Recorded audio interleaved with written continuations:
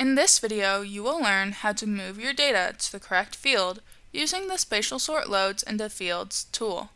The Spatial Sort tool will sort your loads and regions and the data contained in them into the correct fields based on set field boundaries. This provides a powerful tool for getting data organized in the correct place, no matter how it was recorded in your field display. To begin, open SMS. This is a permanent change, and we suggest making a backup before sorting large amounts of data. Ensure all fields have a set field boundary that will be used for sorting. To sort data for all fields in the current project, select Tools, and then select Spatial Sorter, and click Sort Loads into Fields. To sort only specific growers, farms, or fields, right-click on the name in the management tree, and click Sort Loads into Fields.